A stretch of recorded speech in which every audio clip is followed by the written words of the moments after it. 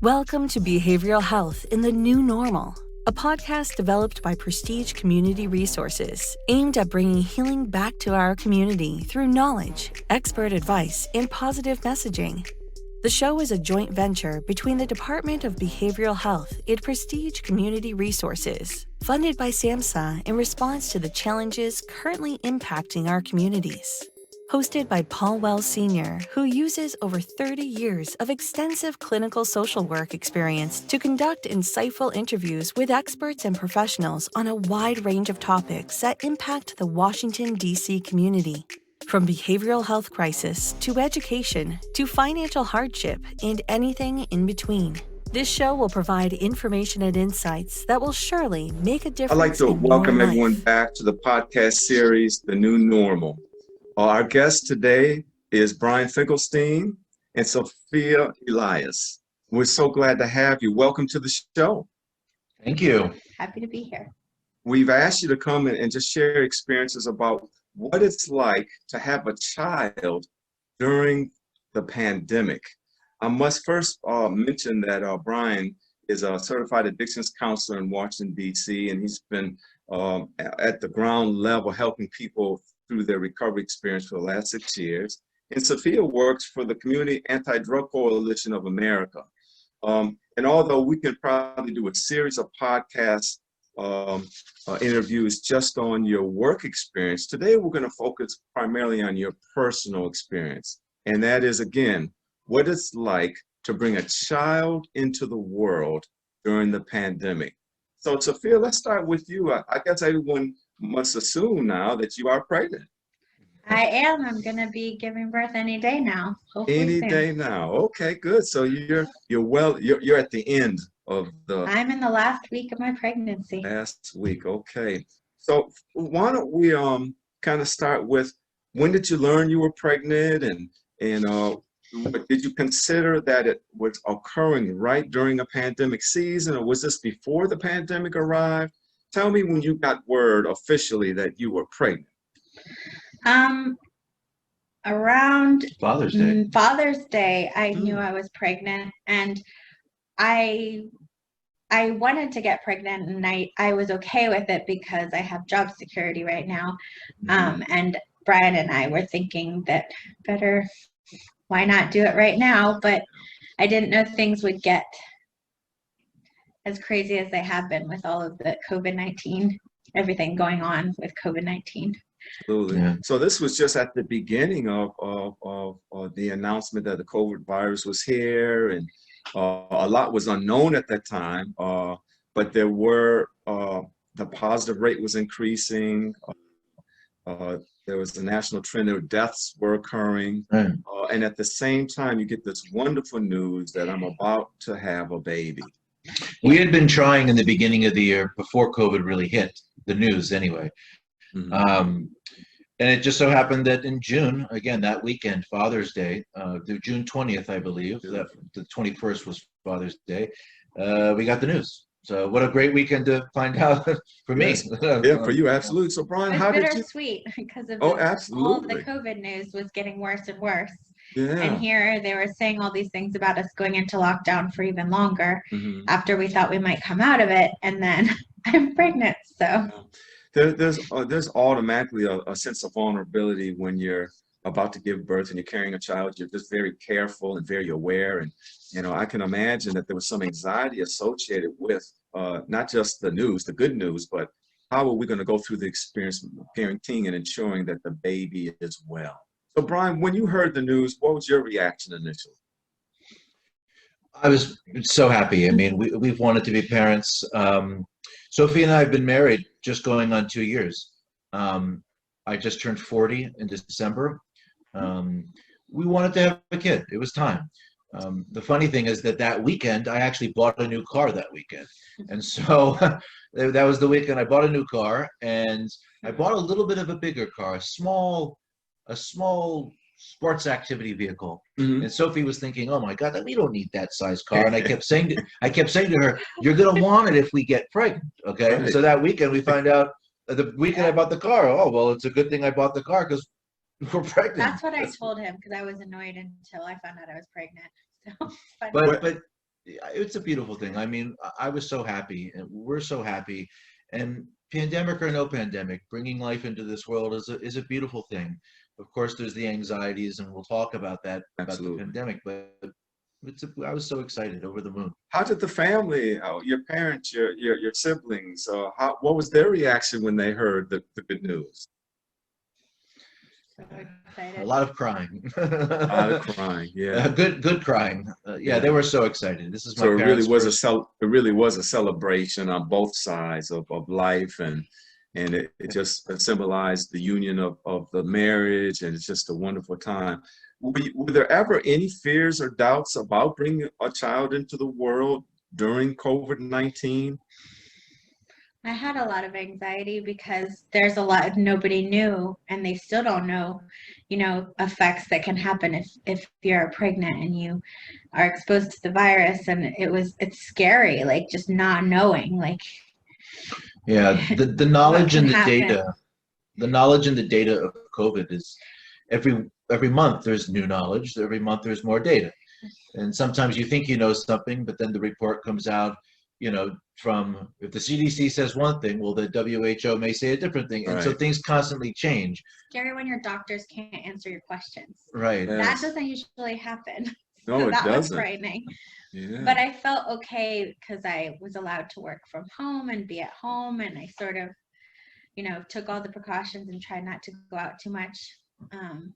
But still, there's always that in the back of your head, what could happen, if you get COVID. So I've been pretty paranoid. Brian will tell you I scream at him when he walks in the door to wash his hands, and then I make him put sanitizer, and it's a whole thing. And I do. Yeah, I'm sure. I mean, it's an interesting thing. Here we are in this pandemic, but then on the plus side, she gets to work from home. So that's been good, I guess. I just haven't seen my friends like everyone else, and I feel kind of like a prisoner in my own house. But in some respects, it hasn't been all bad. So yeah, I didn't even consider, but right, essentially you're going through this experience in isolation. Typically, family comes over and friends check in on you and assist you and support you emotionally, and maybe will help you with some tasks around the house. But you've had to go through the experience just with Brian, just you and Brian, that's it. Yep. Yeah, in isolation. How did the pandemic affect your prenatal appointments? What was that experience like? Well, Brian couldn't come for the first. Yeah, for the first few months, I couldn't go with her to any of the appointments. You weren't allowed to go to the appointments? Not in the beginning, starting in June through, I would say, November. They didn't want anybody else coming but the mother. And Patient, yeah. and again, back to what we were saying before about the information changes everybody. One day you can bring people, the next day we cannot bringing people. And being on the FaceTime with the doctors would get frustrated because they'd be holding up my phone trying to show Brian and talk to Brian. And of course I had questions, but we're on FaceTime, and the doctor's like, look. That wasn't easy either. I can imagine. How did you transport yourself did you drive yourself to the doctor? I've been driving myself to the doctor. But I've been going with her now to appointments. I mean, I can go now. They lifted those restrictions, and so we've started going. And I know the doctor appreciates it more that we're both there in person as opposed to doing it over video. But now I can go, and it's for the it's a nice. delivery. Only Brian can come. He's the only one. You can only have one person in, because he has to be there, just him the whole time. And he's not allowed to leave the hospital. He has to stay with me, because if he leaves, he can't come back. Is that right? Yeah. Not that I would leave, but they just don't. Like, he can't even go out of the hospital. Yeah, they don't want, if you're coming in, say I had to run home to get an errand or something, you can't do it. Can't walk out the door. Is Brian required to undergo testing before he goes into the delivery room? Is there? An interesting question. I actually asked my doctor that. I have to do a test, and I'm not sure if you do. I don't know. I may have to. I may have to again. But didn't they tell you something about the whole? If you don't have it, then that would mean I wouldn't have it. Yeah, we're together all the time. That's right. That's what they said. Okay. Because if I test positive, that would mean he's positive. Right. So. Okay. That makes sense. Well, we'll be interested to hear how that kind of plays out. I would imagine, though, you would feel the most secure and confident if you were both tested just before, but we don't know when the baby's going to come. And so how do you kind of coordinate that? And Brian, how do you sneak out to get tested just before? And so that's just interesting. So the prenatal care and the visits have been unremarkable. And it sounds like the first phase, there was some telemedicine component to it that engaged through the telemedicine platform. And we know that there's you don't get the full experience when you're doing it through the Zoom lens, right? And there's so many things that you miss, some of the nuances that you would miss if, as opposed to being there. Is there going to be a baby shower? There's got to be a baby shower. I did a baby shower. It was virtual because I didn't want to do it outside because it's too cold. Mm-hmm. I had it in December, and that was crazy because, I mean, virtual baby shower, it's not something people normally do. I think the baby shower was exemplary of everything we've had to do this year. We've learned how to do everything over Zoom. So, you know, we've been to a funeral over Zoom. We've been to a birthday party over Zoom. So why not a baby shower also? I mean, but there was one good thing about the virtual baby shower, because I have friends in different countries, and like I was able to have them be there, and that was really special because otherwise I wouldn't have had them there. So, you know, for every bad thing there's something good, right? Yeah, I'm sorry I was distracted because my puppy just came and fell on my knee here, so I'm just moved him out of the way. So you are going to have, I'm not sure if I understand, are you going to have a baby shower or not? Oh, I had one. But you had one. It was virtual. It was a virtual. It was virtual. Baby shower. Okay. It was just difficult to plan, and I had to help my friends who were planning it because we couldn't find anything on the internet. There was some things to help guide us, but not too many people had done it before. So, and then the whole technology thing was a disaster because my mom sent a link and then she sent it again, and the second link didn't work for everyone to log on. The start time was off. So we had problems and people couldn't log on, and you know, so. Yeah. But it eventually worked, you know, and the neat thing about, again, the pandemic is that through Zoom and through all this, you know, technology, people are able to just be supportive, even if they can't see you in person, and show up and bring, you know, your favorite cake or whatever it is that they want to bring. Just being there and being supportive is nice. And as Sophie said, I mean, this baby shower that she had, the virtual, there were people from other countries there, Yeah, so you wouldn't have been able to have that if it was in person. It was a Zoom. It was a Zoom one, and luckily, I had teacher friends that had been working on Zoom and doing a lot with, you know, managing classrooms on Zoom. So she really knew which games would work and which ones wouldn't with the platform, because I had no idea. I gave them ideas, but then she made them Zoom friendly because I was like, because you can't have everybody talking at the same time if there's like 50 people. So we used the chat box. She had it all organized. Like, thank God for teachers, because they really know. They've been, they're very informed how to use Zoom right now and do that. Sophia, do you feel like you've been cheated in some way because of the pandemic, that you haven't been able to have the full experience of pregnancy and how that gets shared with family and friends? I don't feel, I'm just not that kind of person. I'm sort of a half glass full person, so I don't feel cheated. I'm disappointed that I couldn't, you know, do more things with my friends and do all those like things with other moms that are pregnant, like the maternity. I wanted to do pregnancy yoga and like meet other moms to be, and that's been probably the hardest, because I sort of feel like I'm living this experience alone. But the irony is, and I don't know if it's because of the pandemic or my age bracket, two of my friends became pregnant during the pandemic, which was lucky because I've had someone to go through this with. I mean, two people, but it's been helpful and made me feel much better. Are either one of you a little anxious about actually delivering the child in the hospital, and what are your thoughts on that? Just in terms of the delivery day?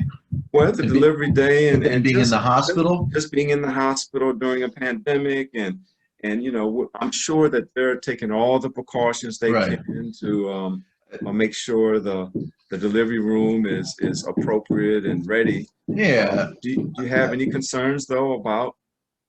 I don't have many. I mean, the hospitals have done again, the hospitals have gone leaps and bounds back in the beginning of this pandemic. By and large, these hospitals are safe, they're secure, they're clean, they're COVID free, and I know that if it was a risk having a child in the hospital, we wouldn't do it. The one thing I will say that I was really relieved to hear is I don't have to wear a mask when I'm having the baby. Boy, yeah. Because that was something I was like, I really don't want to wear the mask in the delivery room. Right. Right. And all of the nurses and doctors where I will be delivering have all had the 2 vaccinations at this point. Okay. So in that way, I feel very lucky and they're protected. So I feel like it's going to be okay. Unfortunately, Brian will have to wear his mask the entire time. Okay. And I've had the vaccine, so Right. but you're willing to do whatever it takes Right. to And ensure that the baby is safe and comes Right. out in a healthy environment. I trust this hospital. And I had someone I work with, her daughter gave birth there, and she recently, and she said it was a great experience. She felt very safe, and that made me feel very assured that it's going to be okay. Would you have invited any other people into the delivery room if you had the option, and who would you have invited? I would love for my mom to be there with me. Yeah.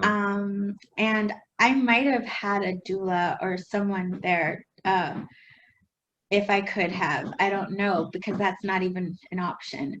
So I couldn't even explore that, but it would have been nice. Yeah, it's a good experience when you can have a family with you. Do you plan to record it? Is Brian going to record the experience? I'll take some photos. I mean, we'll take some pictures. We have a photo stream set up for our After. family and friends, but no, nothing in action, so to speak. I mean, this pandemic has been all about adjusting to this new normal that we have. But that adjustment comes in all facets. And so pregnancy is no different than having to adjust to, working from home or having to wear a mask every time you go to a store. I mean, it's just all been an adjustment period. And so we'll do whatever we have to do. I'll do whatever I have to do. And we're just excited to bring our baby into the world, mask or no mask. So it's going to be a wonderful experience when you bring the baby home in a very safe and controlled environment. But once again, there's going to be some sense of isolation because no one's going to be able to have access to the baby immediately. I have more anxiety about after the baby's born than when the baby's being born, because my friends and my family are going to want to touch the baby, and I'm going to have, I don't even know, I haven't even fully processed that yet, how I'm going to feel about that, because I think I'm going to say no one touches the baby except, I don't know. I don't even know how I'm going to feel. Her parents are getting the vaccine today. Okay. My parents have already had their first shots. Okay. We're gonna let those closest to us be near the baby. It makes sense to me though that you would want anyone who does have direct access to have had the vaccine. That would make me as a parent feel most comfortable and most because the safety of the baby is paramount, and we have to do whatever we need to do. Yeah. Regardless of how comfortable it is for us. Make sure the baby is safe. Do you know if it's going to be a boy or a girl? Girl. Having a girl. Oh, beautiful. Okay, do we have a name for the little girl? Julia, beautiful. Okay. Julia Ellie will be her name. Julia Ellie. Julia Elias Finkelstein, and we'll call her Julia Ellie for short. Very good, very good. Did you have any preference on a girl or boy? Was that a discussion or? I'll feel guilty if she watches this years from now. But I kind of wanted a boy first, but you know, I'm happy. I'm happy just to have a healthy Yeah, baby, yeah. 10 Yes, fingers and toes. That's all I absolutely, wanted. absolutely. Yeah, it was interesting when we first got pregnant. At the beginning, I wanted a little girl first, and then like in the second month, we started thinking it was a boy. I don't know why we thought that. Maybe based Yeah, off of your symptoms, your. I don't know. We just thought it was a boy, and then when we found out it was a girl, we're like, oh, it's a girl.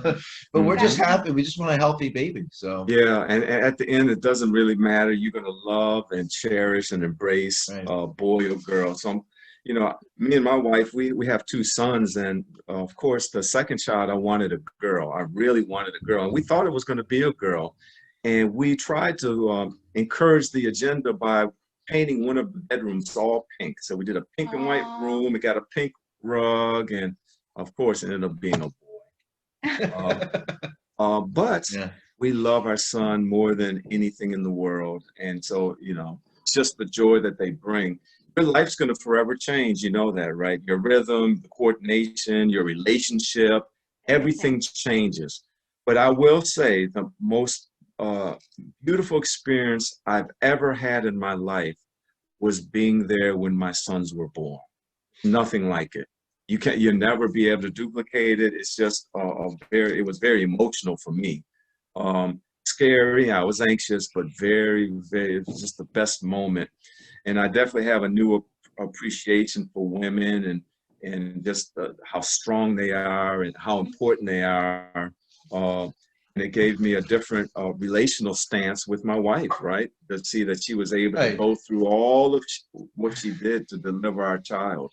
I Right. had no idea it was this hard. And it's funny you say that because, you know, for the most part, Sophia has really been a champ over these last 9 months. The fact that I wasn't able to go to these appointments for the first 6 months, the fact that Sophia has trucked around and gone to for her appointments and back to Yeah, her appointments. absolutely. You know, for the first couple of months of the pandemic, I was going into work every day.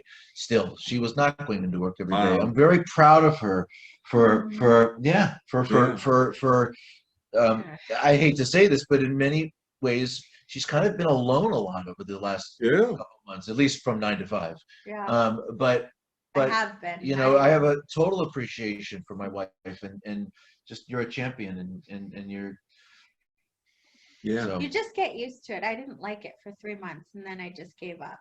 So it was, Yeah. you know Well, Sophia, had you heard him say that before? How much he appreciates he you and told me I was a champ yesterday. He all didn't right. expound on it, but he definitely has been appreciative, and he's been stepping up in the last weeks to help me in that. And I'm making him stay home with me because I just can't anymore.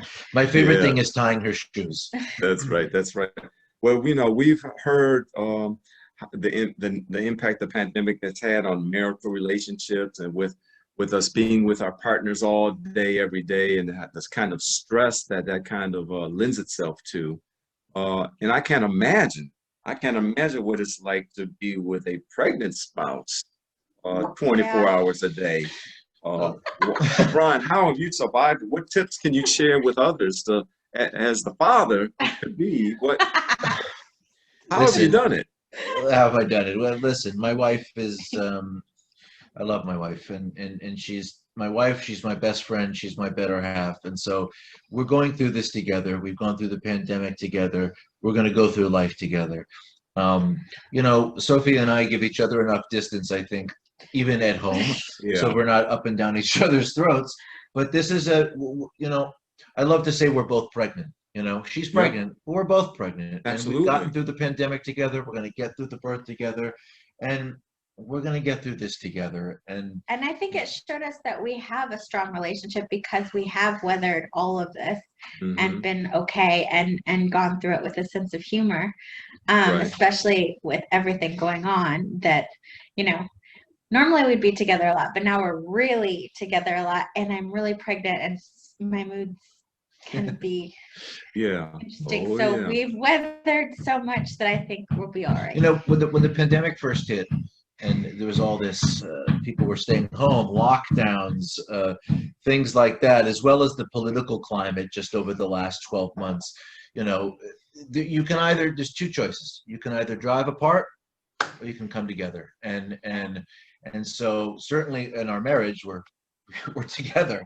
And Yeah. but I just, people, you know, I like to think that this pandemic has brought people closer and has really given each other a chance to be a little more selfless. That's right. And so, you know, we'll get through it. We'll get You through it like will. we've gotten through anything. Your daughter's very fortunate and blessed to be coming into the world with such great parents. And, you know, the pandemic has given us an opportunity to be together during this time and to have quality time. Like you said, you're able to work from home more often, so you can share in the parenting and the child care, Brian, because you're there. Yeah. And that's, you know, when you think about that, one of the complaints you hear from new parents is, I got to get back to work. And what does that look like? I got to start leaving the baby somewhere in childcare and all Yeah. of these. God. So at least we can at least temporarily take that off the agenda, and you can really focus on just loving your little girl, just loving her. And Um, we have a system too. I mean, so we've like devised this system where the first couple of weeks my mother-in-law will be here, then the next couple of weeks after that my mom will be here, and then the next few weeks I'll take 2 weeks off, 3 weeks, whatever, off of work, so that Sophie's got somebody with her at all times, that first 6 to 7 to 8 weeks. And After the 3 months maternity leave, I don't know what's going to happen. Like most moms, I'm going to be in that boat. And honestly, with a newborn, I'm going through the same thing every mom in this country is going through with, do I send my child to a babysitter? exactly. Like, daycare. I can't even think that far. Yeah, 'cause I I never have even- too much else to think about right now. Yeah, Yeah, because but it'll all come. yeah, I'm overwhelmed just thinking about that for a moment as well. I never gave that a consideration. So when it is time to return to work, most parents have to think about, you know, childcare and where, you know, dropping the baby off. But what does that look like now? And who do you trust? And how does that work? Especially It's- with a newborn. Exactly, with a newborn. It's hard enough to drop the newborn off for the first time for the babysitter. Right. That was really tough for me and my wife. It was just really, you know, really tough. Um, Sophia, Brian, we thank you for the time that you spent with us, and your experiences have helped us, and it's been very moving. We wish you the best. We're praying for a successful delivery and a wonderful life for the baby. Um, I appreciate the fact that the baby's coming into a life of stability, right? You two are doing Very great, much. professionally and personally, and what a gift your baby's gonna have coming into the family. Right. Are there any last words, final words you'd like to share with the community about the experience, and any message of hope and that you can offer at this time? You know, we're resilient. Human beings are resilient. Don't break your spirit. You know, the pandemic has really challenged us. And as I said earlier, you know, we can either come apart or we can all come together. And like any challenges that we all face as adults, the idea is to get through those challenges. You know, you win by accomplishing the adversity in front of you. And the pandemic is no different. And, you know, we've gotten through it. We're going to still get through it. And our little girl is going to be, she probably won't even know that there's a pandemic. So, you know, and we'll just move forward as we always do. Sophia, anything you'd like to say in closing? I would just say take it day by day, be forgiving, be flexible, be patient. And you know, like everything else, and like Brian said, you'll get through it and everything will be okay. You can't focus on every little thing or you'll drive yourself crazy. Yeah. Right. That's right. Before we close, can you share the baby's name one more time? Julia. Julia. Julia. Brian, Sophia, we are so happy that Julia is coming into your life, and thank you again for sharing your experience with us. And for those in the audience, if you want more information about who we are and what we do, please visit our website at prestigecommunityresources.org. That's prestigeCommunityResources.org.